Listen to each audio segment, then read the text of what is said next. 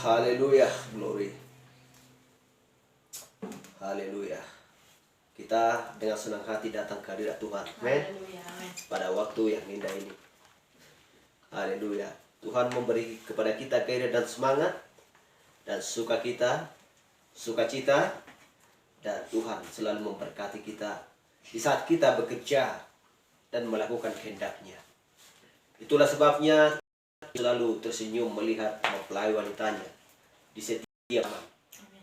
Pada saat firman dikumandangkan pada waktu yang sudah ditentukan, dan ketujuh guru membunyikan suaranya dan memberikan firman kepada kita lewat seorang nabi, dan kita mau melakukannya, menerima dan mau mendengarkannya. Itulah pekerjaan-pekerjaan mempelai wanita yang setia, yang taat kepada Tuhannya. Haleluya. Karena tidak ada Tuhan selain daripada Kristus. Tidak ada Bapa kita selain daripada Yesus Kristus. Dialah yang memiliki kuasa, yang mengubahkan, membangkitkan orang mati, menyembuhkan orang sakit, dan memberikan segala sesuatu apa yang kita butuhkan. Itulah sebabnya Dia bangkit dari antara orang mati, hanya untuk menebus mempelai wanita yang sedang berada di muka bumi. Haleluya. Bukankah kita tidak mengingat? Haleluya. Kita mengingat ini adalah terbitnya matahari. Ketika kebangkitan Yesus Kristus dari antara orang mati pada hari ketiga, itu adalah berbicara ini adalah terbitnya matahari. Haleluya. Gelap gulita yang sudah berlangsung pada waktu kematian Kristus. Tetapi ketika Dia bangkit, maka fajar menyingsing. Haleluya. Matahari yang sesungguhnya memberi sinar, yaitu firman kepada kita pada pagi hari.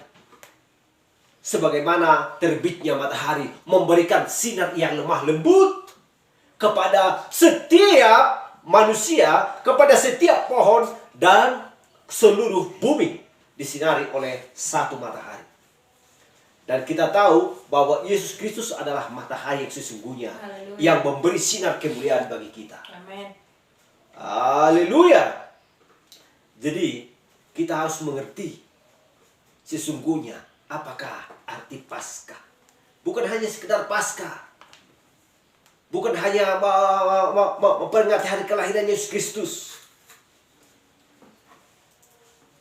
dan kematiannya, tetapi sesungguhnya bahwa benar-benar Dia sudah memeteraikannya, materai Paskah yang sesungguhnya. Kita harus mengerti, dan kita sudah mengerti akan hal itu. Artinya bahwa Kristus sudah mengalahkan maut. Amin. Haleluya. Hai maut, di manakah sengatmu? Hai kubur, di manakah kemenangan? Dan Ayub sudah melihat pada waktu itu bahwa Kristus bangkit dari antara orang mati. Haleluya. Amin. Itulah Ayub berbicara, sekalipun istrinya mengejek dia, tetapi dia selalu memegang kemenangan, bahwa dia tahu penebusnya hidup, dan dia pun akan hidup. Sekalipun cacing-cacing penuh dengan tubuhnya, tetapi dia berkata, aku tahu dan aku melihat bahwa penebusku hidup. Jikalau penebusnya hidup, maka dia pun akan hidup. Sebab Kristus sanggup membangkitkan orang yang mati. Seperti yang kita nyanyikan tadi, kita akan memiliki tubuh kemuliaan. Haleluya, tubuh teofani. Dan orang percaya meninggalkan bumi yang sedang sekarat ini. Haleluya. Dan kita akan bersama-sama dengan Kristus. Di mana Kristus ada, kita pun berada di sana. Haleluya. Amin. Haleluya. Kenapa? Karena kita mau memikul salib Yesus Kristus. Di mana Yesus Kristus mati, kita pun mati di sana. Di mana Kristus dibangkitkan, kita pun bangkit di sana. Haleluya. Kita mengingat ketika Yesus Kristus bangkit dari antara orang mati, dan orang-orang kudusnya Tuhan pun bangkit dari dalam kubur. Haleluya. Dan mereka berjalan-jalan dan pergi bersama-sama dengan Kristus kepada dalam kota kudus dan menampakkan diri kepada banyak orang.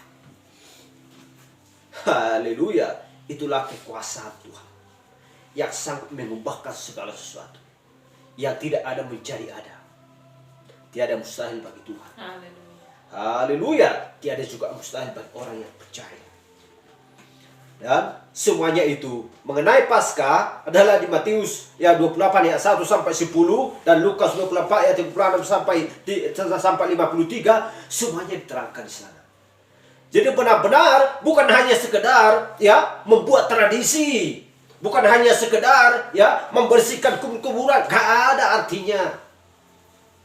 Kita tahu bahwa debu orang mati ada di sana. Tetapi roh orang-orang percaya, Tuhan menyediakan tempat bagi mereka. Itulah ada dimensi satu, ya, dimensi kedua, dimensi ketiga, dimensi 1 dan sampai 7. Kita tahu bahwa di dalam dimensi yang ketujuh ada Allah bertata di sana. Dimensi ke-6 ada mempelai, ada orang-orang yang percaya dan juga nabi di sana. Haleluya. Dan dimensi ke-5 kita tahu, ya, dan dimensi ke-4 kita tahu. Itu berbicara tentang dunia ini. Haleluya, glory. Tandanya kita mengasihi Kristus, kita taat dan mau melakukan perintah. Haleluya. Itulah tandanya kita mengasihi Kristus. Amen. Yang sedang kita muliakan, yang sedang kita tinggikan namanya, yang sedang kita sembah. Haleluya, karena tidak ada Tuhan selain daripada Yesus Kristus. Pada mulanya adalah firman itu bersama dengan Allah, dan firman itu adalah Allah, dan firman itu menjadi daging dan tinggal di antara kita. Amen. Haleluya, glory. Terpuji nama Tuhan. Dan kita langsung saja membuka kitab kita, bagaimana tentang pembahasan kita minggu kemarin.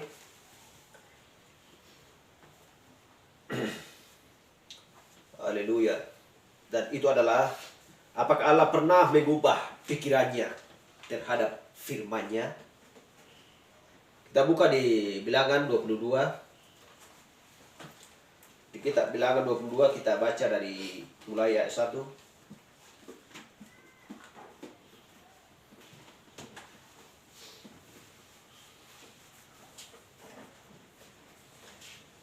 Kita Bilangan 22 mulai dari ayat 1 sampai 22.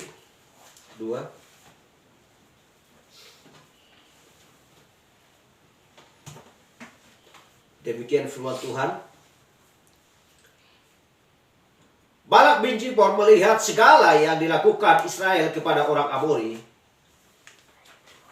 maka sangat gentarlah orang Moab terhadap bangsa itu, karena jumlahnya banyak.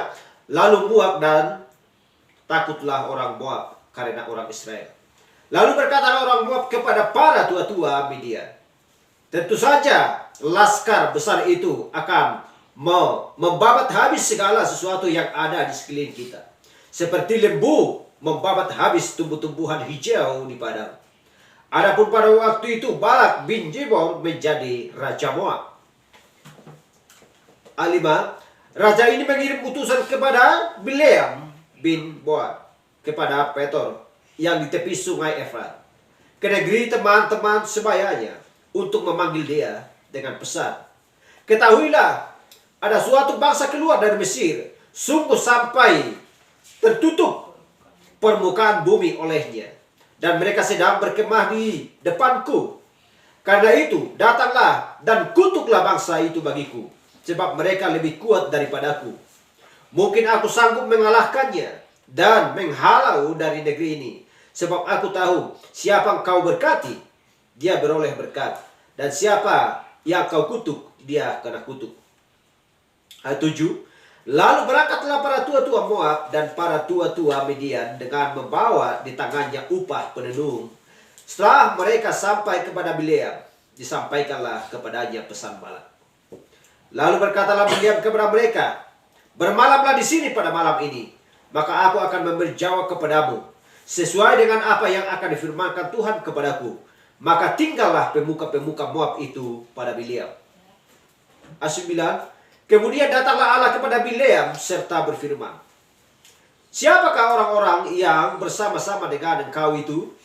Dan berkatalah Bileam kepada Allah, Balak bin Zipor, Raja Moab, mengutus orang kepadaku dengan pesan, ketahuilah, ada bangsa yang keluar dari Mesir, dan permukaan bumi tertutup olehnya karena itu.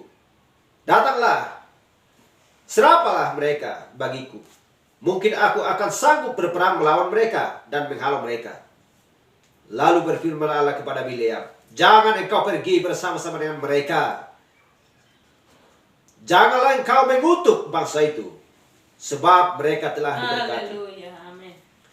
Bangunlah Bileam pada waktu pagi, lalu berkata kepada pemuka-pemuka Balak, pulanglah ke negerimu, sebab Tuhan tidak mengizinkan aku pergi bersama-sama dengan kamu. Amin. Lalu berangkatlah pemuka-pemuka Moab itu, dan setelah mereka sampai kepada Balak, berkatalah mereka, Bileam menolak datang bersama-sama dengan kami. Tetapi Balak mengutus pula pemuka-pemuka lebih banyak dan lebih terhormat dari yang pertama. Setelah mereka sampai kepada Bileam, berkatalah mereka kepadanya, beginilah kata Balak bin Zipor, jangan biarkan dirimu terhalang-halang untuk datang kepadaku, sebab aku akan memberi upahmu sangat banyak, dan apa yang kau minta daripadaku, aku akan mengabulkannya. Datanglah dan serapalah bangsa itu bagiku. Tetapi Bileam menjawab kepada pegawai-pegawai Balak, sekalipun Balak memberi emas dan perak seisi istana penuh, aku tidak akan sanggup berbuat sesuatu, yang kecil atau yang besar, yang melanggar titah Tuhan Allahku. Oleh sebab itu, baiklah kamu pun tinggal di sini pada malam ini. Kita melihat tadi sudah berapa Bileam untuk menyuruh mereka untuk tinggal di dalam rumahnya Bileam, supaya aku tahu apakah pula yang akan difirmankan Tuhan kepadaku. Datanglah Allah kepada Bileam pada waktu malam serta berfirman kepadanya, jikalau orang itu memang sudah datang untuk memanggil engkau, bangunlah, pergilah bersama-sama dengan mereka. Tetapi hanya apa yang akan kufirmankan kepadamu harus kau katakan. Ayat 21. Lalu bangunlah Bileam pada waktu pagi, dipelananya lah keledainya yang betina, dan pergi bersama-sama dengan pemuka-pemuka Moab. Ayat 22. Tetapi bangkitlah murka Allah ketika ia pergi, dan berdirilah malaikat Tuhan di jalan sebagai lawannya. Bileam mengendarai keledainya yang betina, dan 2 orang budaknya ada bersama-sama dengan dia. Haleluya, silakan duduk. Dan ini yang penting kita ketahui, dan ini yang penting kita renungi dan kita perhatikan. Tuhan memerintahkan kepada Bileam untuk supaya dia pergi. Tetapi ketika dia mempelai kudanya betina dan dia pergi, maka Allah murka terhadap Bileam. Haleluya. Jadi Tuhan gak perlu ditawar-tawar dan ditanya-tanya berkali-kali. Apa yang dia ucapkan oleh Allah satu kali, itu sudah cukup. Haleluya. Dan tidak perlu ditawar-tawar. Dan apa yang diucapkan oleh Allah yang pertama, maka Tuhan akan bertanggung jawab akan perkataannya. Haleluya. Ini yang perlu kita ketahui dan yang perlu kita perhatikan. Dan kita lihat di Bilangan di kitab Kejadian 4 ayat 8.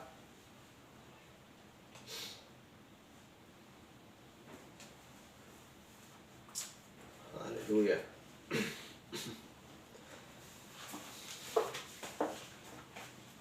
Kejadian ayat 8. Kata Kain kepada Habel, adiknya, marilah kita pergi ke padang. Ketika mereka ada di padang, tiba-tiba Kain memukul Habel, adiknya itu, lalu membunuh dia. Ibrani 11 ayat 4. Karena iman Habel telah mempersembahkan kepada Allah korban yang lebih baik daripada korban Kain. Dengan jalan itu ia memperoleh kesaksian kepadanya bahwa ia benar. Karena Allah berkenan akan persembahannya itu. Dan karena iman ia masih berbicara sesudah ia mati. Mari kita berdoa. Bapa kami yang terkasih dalam surga, sungguh Tuhan firman yang sempurna Kau jelaskan bagi kami Tuhan. Dan pewahyuan yang Kau berikan bagi kami. Dan kami mengerti dan kami tahu Tuhan.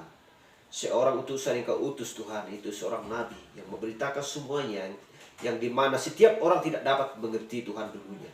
Tetapi Engkau sudah menyikapkan dia ke zaman Tuhan supaya mempelai wanitamu jelas dan mengerti dan menikmati Tuhan betapa sempurnanya firman-Mu yang telah kami makan. Sebagaimana Tuhan kitab yang dimakan oleh Yohanes Tuhan itu adalah kitab yang benar-benar menghidupkan jiwa dan roh.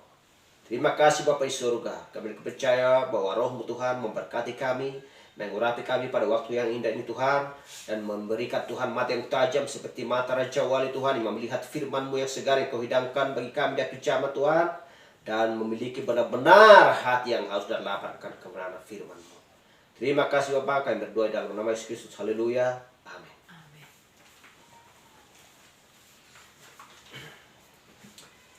Dan jelas di sini dikatakan di Kejadian 4 ayat 8 ada dua orang di sini yang dilahirkan seorang ibu yang namanya Kain dan Habel. Haleluya. Dan dilahirkan seorang ibu dan memiliki sifat karakter yang berbeda, pekerjaan yang berbeda, hati yang berbeda, perbuatan-perbuatan sehari-hari juga yang berbeda. Dari manakah Kain berasal dan dari manakah Habel berasal? Kenapa mereka saling bertentangan dan tidak saling menerima satu dengan yang lain? Haleluya. Di sini pada awal mulanya, ketika Allah menciptakan manusia, ya, serupa segambar dengan Allah, mereka adalah manusia roh. Tetapi ketika iblis, setan datang untuk menggoda. Ketika Allah menjadikan, ia mengambil salah satu dari tulang rusuk Adam menjadi seorang penolong bagi Adam. Dan datang iblis, ya, melalui seorang ular, seekor ular, untuk memperdayanya. Sehingga lahir seorang anak. Itulah sebabnya bertentangan dengan Habel. Siapa kepribadian Kain dan siapa kepribadian Habel. Haleluya. Dan dari pekerjaan mereka sehari-hari, maka timbullah perkecocekan, timbullah pertengkaran, timbullah perselisihan. Oleh karena apa? Kita lihat, oleh karena yang satu bertentangan dengan perkataan Allah dan yang satu melakukan perintah Allah. Kenapa demikian? Dan kita tahu ketika Habel dan Kain berselisih oleh karena persembahan. Kita tahu jelas bahwa Habel mempersembahkan korban sembelihan di atas mezbah. Seekor domba disembelih. Karena itulah yang diinginkan oleh Tuhan. Karena Habel memiliki pewahyuan yang sempurna daripada Allah. Tetapi kita lihat bagaimana tentang Kain. Kain mempersembahkan dari hasil tumbuh-tumbuhan yang diberikan dan juga yang dipersembahkan di atas mezbah kepada Tuhan. Tetapi itu tidak diinginkan oleh Tuhan. Haleluya. Dan Tuhan tidak mengindahkan apa yang dipersembahkan oleh Kain. Itulah sebabnya Allah tidak mengindahkan, tidak menerima persembahannya Kain. Oleh karena dia tidak memiliki pewahyuan. Sebab di dalam pikirannya, di dalam hatinya sudah bertentangan dengan apa yang dipikirkan dan apa yang dilakukan oleh Habel. Kenapa demikian? Haleluya. Siapa kepribadian Kain dan siapa Habel yang sesungguhnya? Dua orang dari rahim yang sama. Haleluya. Dan ketika mereka mempersembahkan korban persembahannya, Allah mengindahkan yang satu tidak, lalu marahlah, muramlah, bencilah Kain melihat Habel. Lalu dipukulnyalah dia di padang. Haleluya. Dan dia membunuh adik kandungnya, saudaranya. Oleh karena timbul kecemburuan. Haleluya. Dan kita melihat betapa berlangsungnya perjalanan ini, ya, sampai pada saat ini. Dari zaman dulu sampai saat ini tetap berlangsung berjalan di setiap waktu. Gak ada henti-hentinya sebelum Kristus datang untuk menjatuhkan penghakiman ke atas dunia ini, ke atas bumi ini. Haleluya. Ibrani 11:4, karena iman Habel telah mempersembahkan kepada Allah korban yang lebih baik daripada korban Kain. Dengan jalan itu ia memperoleh kesaksian kepadanya bahwa ia benar. Karena Allah berkenan akan persembahannya itu. Dan karena iman ia masih berbicara sesudah ia mati. Haleluya. Sekalipun Habel sudah mati, tetapi darah mengaduh dari tanah kepada Allah sendiri. Memberitahukan bahwa Kain sudah membunuh dia. Haleluya. Kita tahu bahwa roh, ya, kita tahu bahwa roh adalah ada di dalam darah. Kalau tidak ada darah di dalam tubuh ini, maka tubuh tidak akan bisa bergerak dan tubuh pun akan mati. Itulah setiap penyembelihan, ketika darah berpisah daripada sebuah tubuh, maka tubuh akan mati. Haleluya. Jadi darah itu berbicara kepada Allah dan memberitahukan bahwa dia sudah dibunuh oleh saudaranya sendiri. Oleh karena apa? Oleh karena lewat persembahan yang tidak diindahkan oleh Allah. Jadi Allah tidak mau menerima persembahan yang tidak dia inginkan. Jadi Allah tidak ingin mendengarkan, ya, apa yang tidak berasal daripada mulutnya Allah, dari dalam pikirannya Allah. Itulah sebabnya dia benci melihat Bileam. Dan Tuhan tidak pernah berkata kepada Bileam, cobalah Bileam, hai seorang nabiku, cobalah tiga kali dengan tawaran kepadaku, atau memberikan persembahan kepadaku sebanyak 3 kali. Mungkin kamu nanti akan mungkin nanti permintaan kamu akan saya kabulkan. Gak mau Tuhan seperti itu.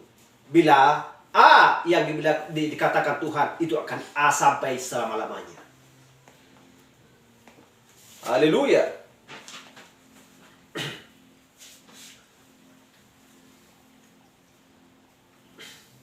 Jadi dari zaman dulu sudah timbul kecemburuan, ya, antara dunia, antara jasmania kepada rohania. Haleluya. Antara natural dan juga spiritual. Itu sudah bertentangan dari zaman dulu sampai ke zaman ini. Haleluya.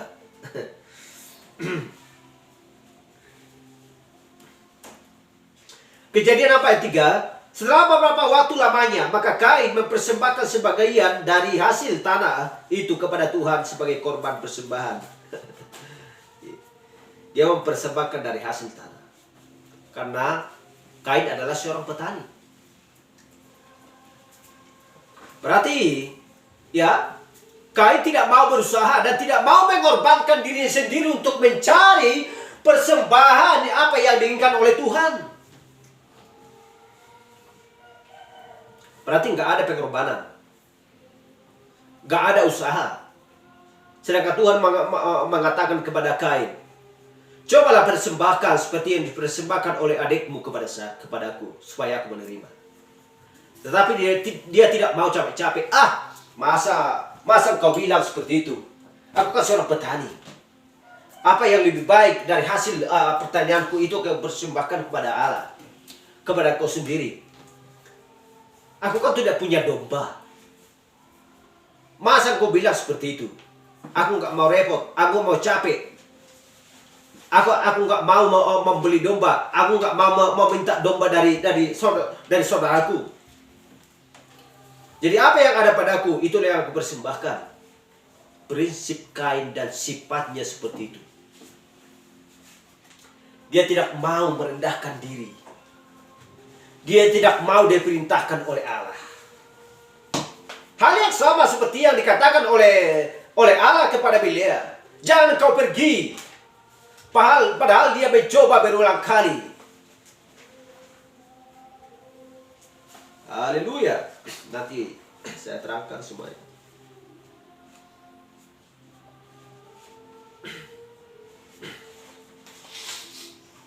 Jadi kita sudah kita akan memperhatikan dan melihat.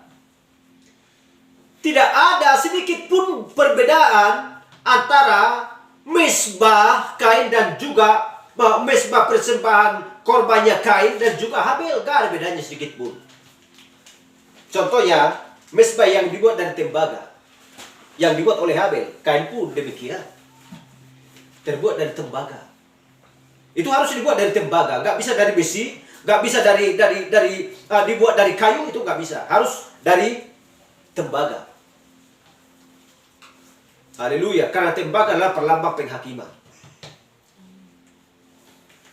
Jadi itu dibuat dari tembaga yang sama. Nggak ada perbedaannya, hanya persembahannya yang beda. Kain percaya kepada Allah, Habel pun percaya kepada Allah, ya. Hanya satu perbedaannya, yaitu persembahan. Haleluya.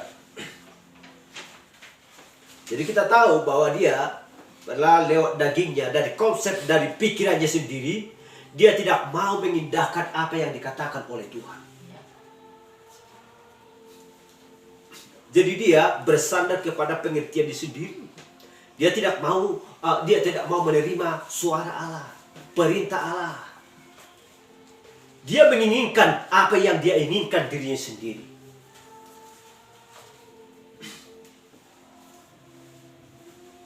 Haleluya.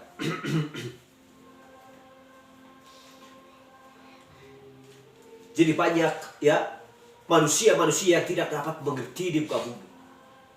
Seolah-olah apa yang diinginkan oleh Tuhan, seolah-olah apa yang diinginkan oleh Tuhan bukan berarti semuanya itu harus diberikan kepada Tuhan.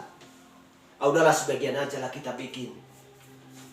Kan firman Tuhan ini mana bisa kita kerjakan ini? Udah lewatkan aja lah, nggak bisa kita kerjakan ini. Nggak pernah berkata, Tuhan demikianlah firman Tuhan. Kalaupun kami memiliki kelemahan, Tuhan berikan kekuatan bagi kami. Kalau kami memiliki kesalahan dan banyak dosa, Tuhan ampun dosa kami, Tuhan.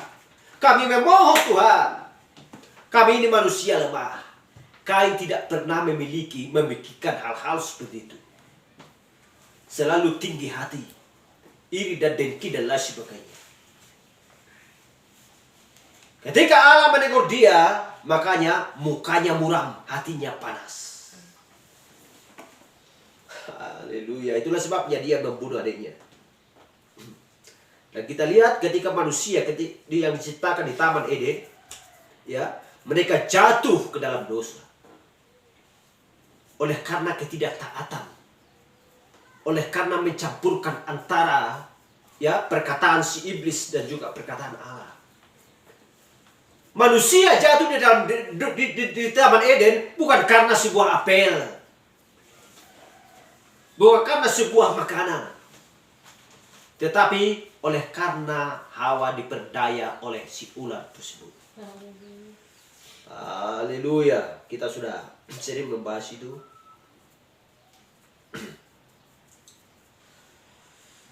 Matius 16 ayat 13 kita lihat.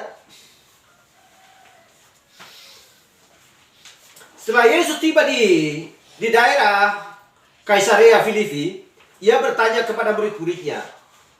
Kata orang, siapakah anak manusia itu?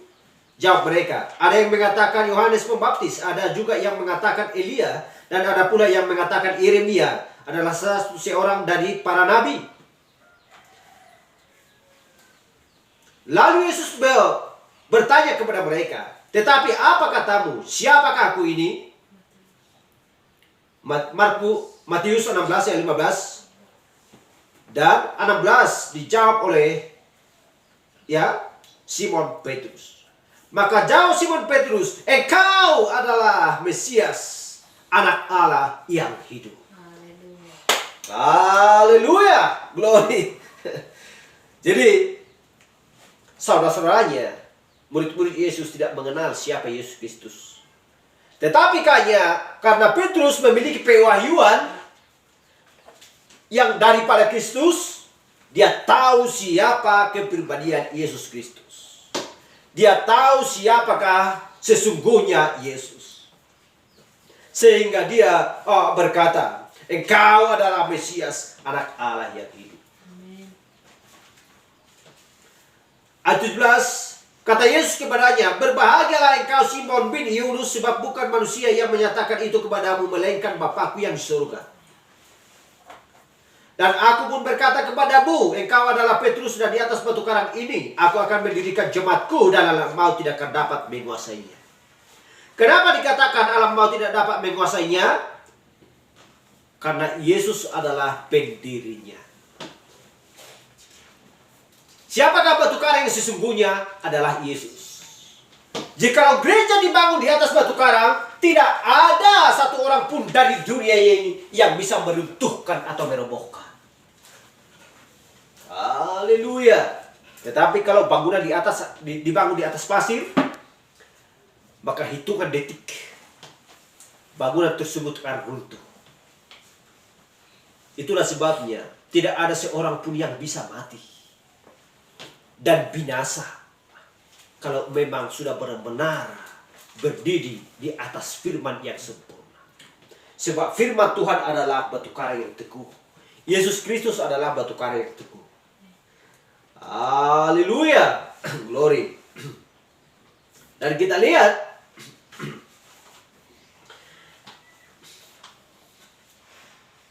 Yohanes 6 ayat 37. Semua yang diberikan Bapa kepadaku akan datang kepadaku, dan barang siapa yang datang kepadaku, ia tidak akan kubuang. Tidak ada seorang pun yang dapat datang kepadaku. Yohanes 6 ayat 24. Jikalau ia tidak ditarik oleh Bapakku yang mengutus aku.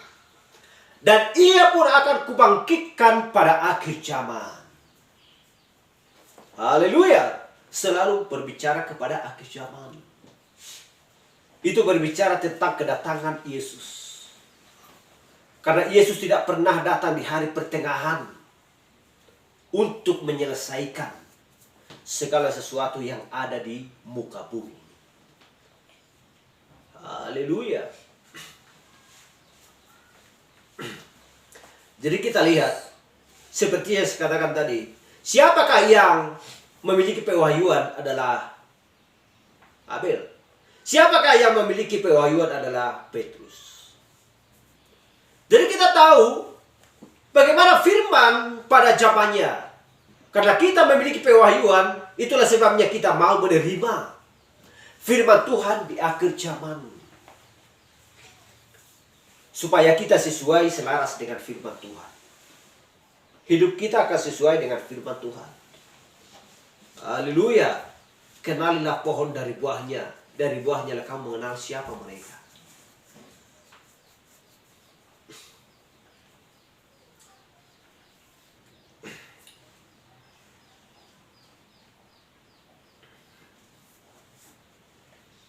Bilangan 16:3, maka mereka berkumpul mengerumuni Musa dan Harun, serta berkata kepada keduanya, sekarang cukuplah itu segenap umat itu, orang-orang yang kudus, adalah orang-orang kudus dan Tuhan ada di tengah-tengah mereka. Mengapakah kamu meninggi-ninggikan diri di atas jemaat Tuhan? Dan kita lihat di Bilangan 16:21. Pisahkan dirimu dari tengah-tengah umat ini, supaya kuhancurkan mereka dalam sekejap mata. Siapakah yang menentang Musa ketika mereka keluar dari Mesir? Dan kita tahu bagaimana perbuatan-perbuatannya Korah. Datang. Haleluya. Mereka menentang Musa. Dikatakan, mengapa engkau meninggikan diri? Tuhan yang kau sembah adalah Tuhan yang kami sembah. Tuhan yang kau kenal adalah Tuhan yang kami kenal. Tuhan yang sama. Engkau memuliakan Tuhan, kami juga memuliakan Tuhan. Mengapa engkau meninggikan diri di antara kami? Mereka menyepelekan, merendahkan diri. Ya, seorang nabi yang diutus oleh Tuhan. Kita lihat perbedaannya. Musa memiliki seorang raja.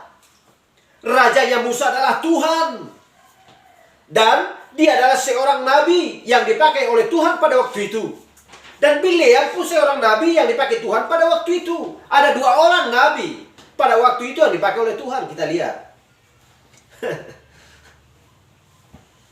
Haleluya. Nabi yang sama. Bileam menyembah Allah. Ya. Musa menyembah Allah. Dan memiliki pewahyuan yang sama. Tetapi kita lihat. Rajanya Musa adalah Allah. Tetapi rajanya Bileam adalah Balak. Kita lihat perbedaannya.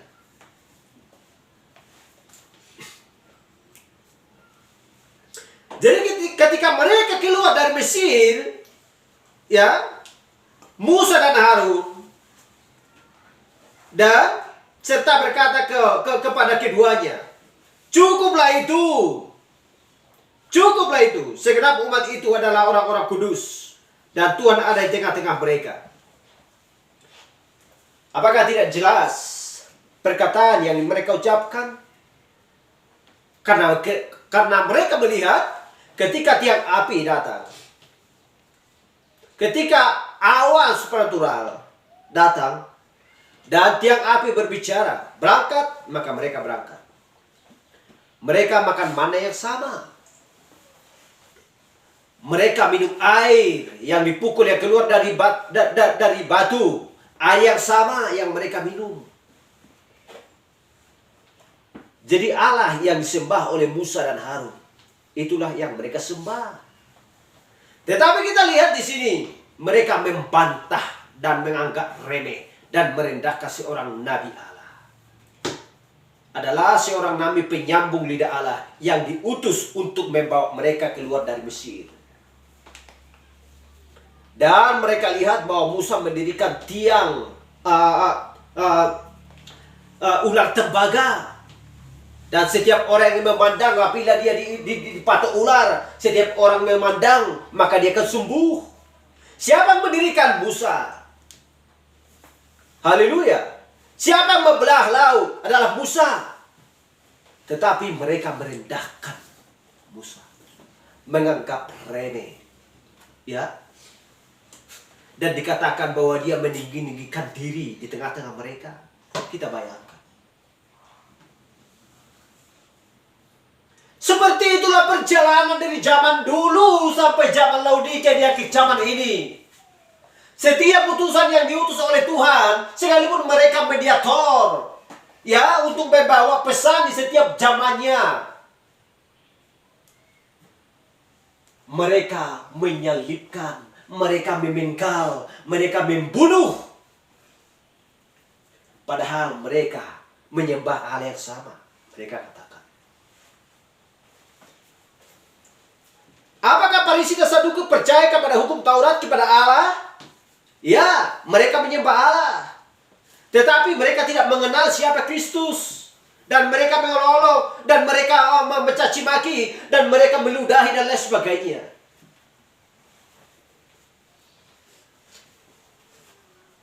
Mereka tidak mempunyai, ya, pikiran-pikiran yang dari surga. Mereka tidak memiliki mata. Sekalipun mereka melihat, tetapi mereka buta. Sekalipun mereka ya memiliki telinga tetapi mereka tuli. Seperti itulah perjalanan dari zaman dulu sampai ke zaman. Ada seorang nabi yang membawa pesan supaya menunjukkan firman yang sesungguhnya. Karena demikianlah firman Tuhan. Aku akan mengutus Nabi Elia pada akhir zaman untuk menjelang pada kedatangan Kristus, pada kedatangan Tuhan. Ya. Menjelang datangnya hari Tuhan yang besar dan dahsyat itu. Malaikat 4 mengatakan, hal yang sama dari zaman dulu sampai ke zaman. Dan Ibrani 11:4, karena iman Habel telah mempersembahkan kepada Allah korban, ya, yang lebih baik daripada korban Kain. Itulah sebabnya, ya, antara jasmani dan rohani selalu bertentangan. Antara Musa dan juga Korah dan Datan selalu bertentangan. Karena prinsip mereka tidak salah. Karena pikiran mereka bukanlah pikiran Allah. Pekerjaan mereka bukanlah kehendak Allah. Haleluya. Tetapi apa yang diucapkan oleh Allah itulah yang diucapkan dan dikerjakan dan ditaati oleh seorang nabi. Haleluya. Amen.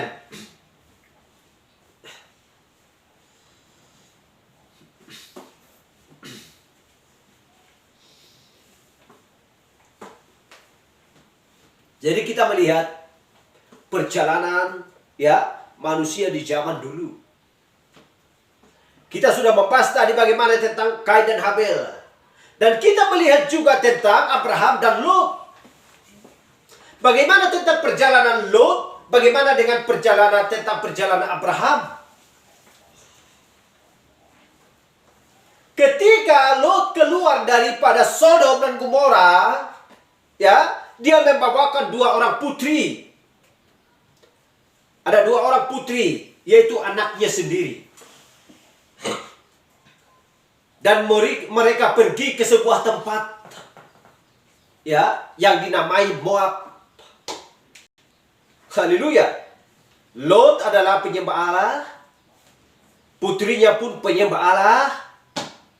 Tetapi kita lihat apa yang sedang terjadi sana. Dia melahirkan anak-anak yang haram.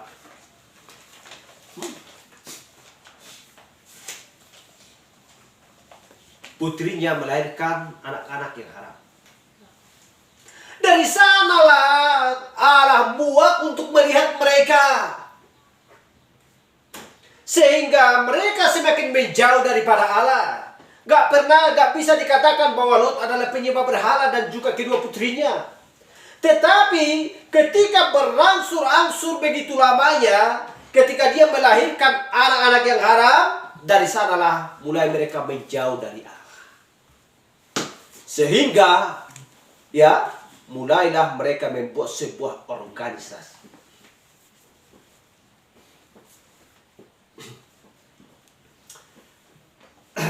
Haleluya. Dan kita lihat tentang perjalanan Abraham dan Lot adalah berangkat dari sebuah perselisihan. Sama seperti Kain dan Habel. Sama seperti Abraham dan Lot. Jika kau ke kiri, aku ke kanan. Mereka berselisih karena Lot melihat ya di Sodom begitu banyak, begitu berlimpahnya susu dan madunya. Kebun anggur melimpah-limpah di sana.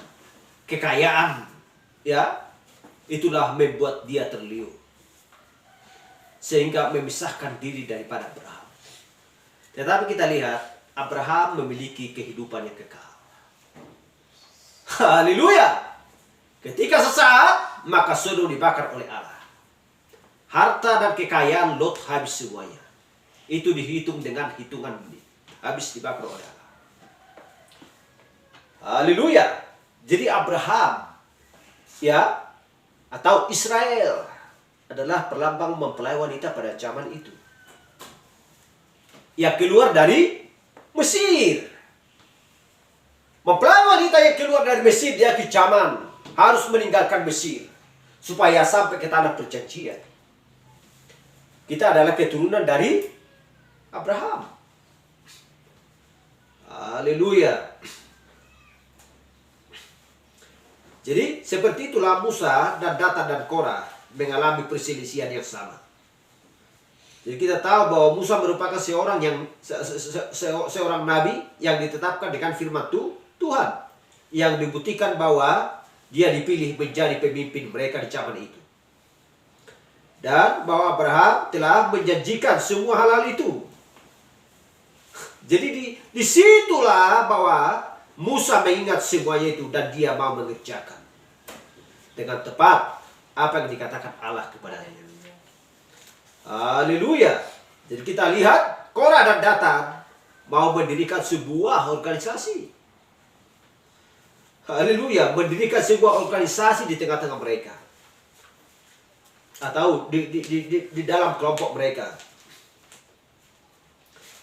Haleluya. Jadi kita tahu bahwa Allah tidak mau berurusan dengan organisasi.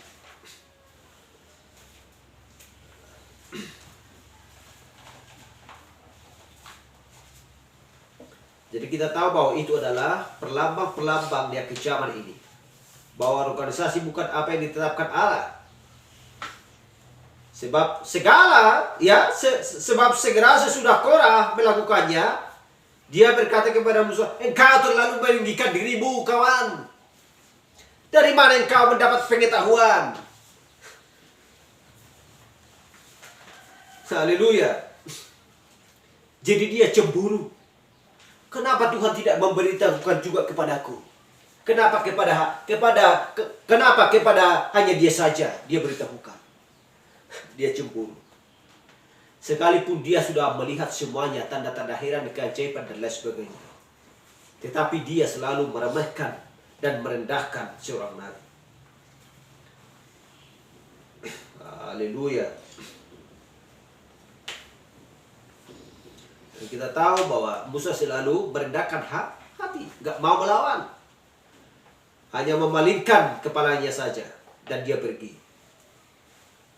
Dan dia bertanya kepada Tuhan, Tuhan, apa yang akan kuberbuat?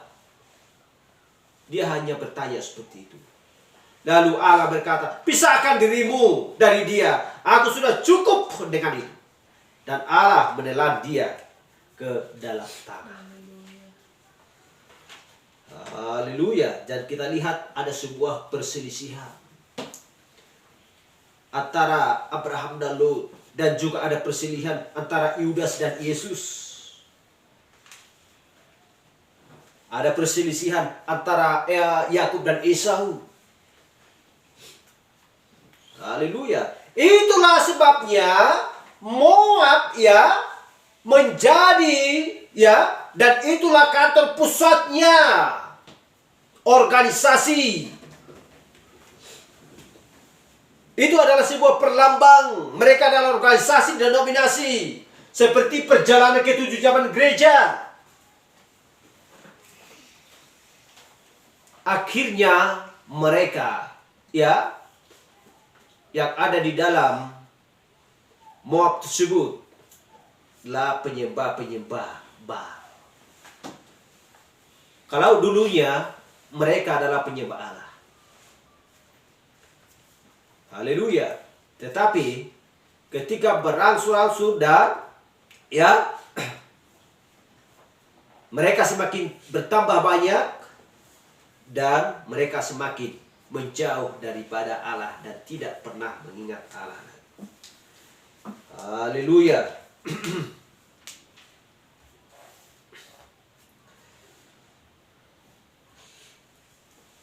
Jadi kita melihat ketika Kain dan Habil adalah berselisih ketika mereka bertemu. Dan kita lihat dan juga antara Yudas dan Yesus. Yudas adalah seorang bendahara. seorang bendahara ya.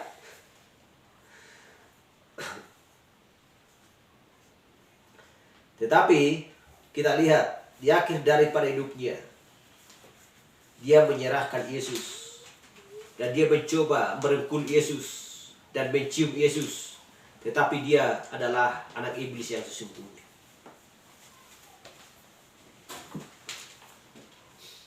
Haleluya. Dan kita melihat seperti perjalanan Esau ya dan Yakub. Siapakah Yakub yang sebenarnya? Yakub adalah Israel yang melahirkan 12 yang melahirkan adalah 12 orang anak. Ya. Dan Esau benci melihat Yakub. Dan mereka selalu bertentangan. Dan tidak bisa menyatu. Haleluya. Dan kita tahu siapa kepribadian Esau. Dia mau menjual hak kesulungannya. Tetapi Yakub adalah seorang yang taat kepada Tuhan. Dia bergulat dengan Allah sampai pada hari menyingsing. Haleluya. Dan Allah memberitahukan memberitahukan segala sesuatu kepada Yakub. Apa yang harus dia kerjakan. Tetapi Esau kita lihat ya, dia menginginkan harta dunia. Sehingga dia mau menjual hak kesulungannya. Dan sedangkan di dalam rahim seorang ibu pun mereka sudah bertolak belakang. Haleluya.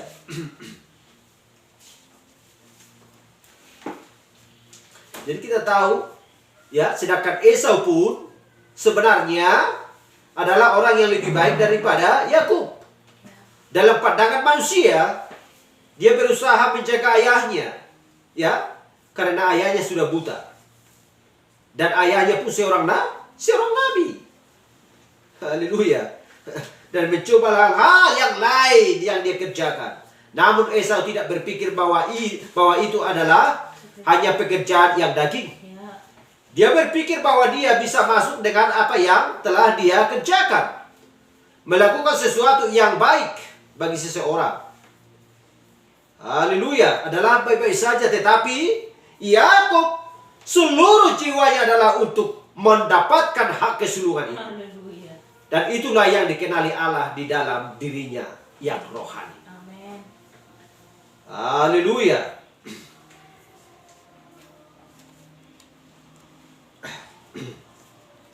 Jadi itulah sebabnya Kain membenci Habel.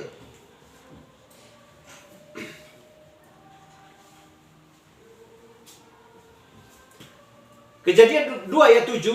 Ketika itulah Tuhan Allah membentuk manusia dari debu dan tanah dan menghembuskan napas hidup ke dalam hidungnya.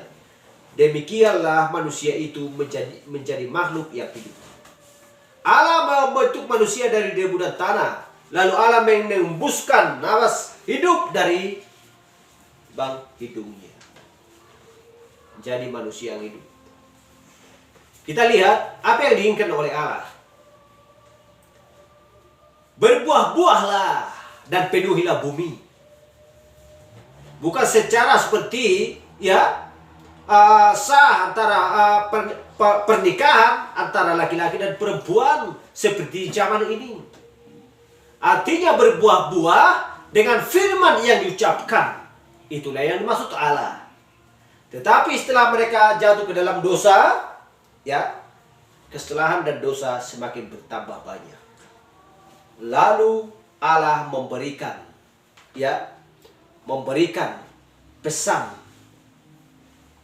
dan memberikan firman kepada anak-anaknya supaya tidak satu pun hilang ya dari antara anak-anaknya. Haleluya. Ya, di mana nama mereka tertulis dalam kitab kehidupan anak domba Allah sebelum dasar dunia. Kita sudah pernah membahas itu. Dan kita lihat Matius 6 ayat 10. Datanglah kerajaanmu, jadilah kehendakmu di bumi seperti di surga. Jawab Yesus kepada mereka, Lukas 11 ayat 2, apabila kamu berdoa, katakanlah, Bapa, dikuduskanlah namamu, datanglah kerajaanmu. Haleluya. Berarti, jadilah kehendakmu. Amin. Bukan kehendakku. Bukan menjual hak kesulungan. Bukan menawar-nawar Tuhan seperti yang dilakukan oleh Bileam. Bukan seperti yang dilakukan oleh orang-orang Moab. Itulah perbedaan antara Bileam dan juga dengan Musa. Bileam mau menawar-nawarkan. Sekalipun Bileam tidak mau taat kepada perkataan seorang raja, tetapi dia sudah mau diperintahkan. Ya, saya coba dulu ya. Bagaimana nanti jawab Allah? Dia pergi, persembahkanlah. Kita buat seperti ini di atas mezbah dengan 7 ekor lembu, dengan 7 ekor domba dan lain sebagainya. Saya coba dulu, tinggallah dulu di sini. Bagaimana jawab Tuhan? Padahal Tuhan sudah mengatakan demikian, jangan pergi. Tetapi dia selalu mencoba menawar-nawarkan. Itu adalah hasil dari pikirannya sendiri. Dia taat kepada perkataan seorang raja, yaitu Balak, raja orang Moab. Padahal Musa memiliki hanya satu raja, yaitu Allah. Haleluya. Dia hanya memiliki satu Tuhan. Tetapi kita lihat Musa, perbuatannya, apa yang diberitahukan kepada orang-orangnya tersebut pada waktu itu adalah semuanya benar. Tetapi kita lihat Balak, dia juga seorang nabi yang dipakai oleh Tuhan. Apa yang dipersembahkan oleh Musa, hal yang sama juga dipersembahkan oleh dia. Haleluya. 7 ekor dipersembahkan oleh Musa. Dia pun mempersembahkan hal yang sama. Ya. Bileam mempersembahkan hal yang sama. Musa adalah nabi Tuhan. Bileam juga nabi Tuhan. Tetapi hanya itu perbedaannya. Dia memiliki seorang raja. Raja Moab. Yaitu Balak. Haleluya. Tetapi Musa tidak pernah bertanya kepada Balak. Sekalipun dia seorang raja Moab, gak pernah bertanya. Dan dia gak pernah takut kepada raja Moab. Haleluya. Masa dia mengadu kepada Bileam, Bileam, aku sudah melihat, habislah nanti harta kami semua dimakan oleh domba-dombanya, orang-orang Israel yang keluar dari Mesir. Aku tahu bahwa kamu adalah seorang nabi. Apa yang kau berkati adalah akan diberkati. Apa yang kau kutuk adalah orang akan terkutuk.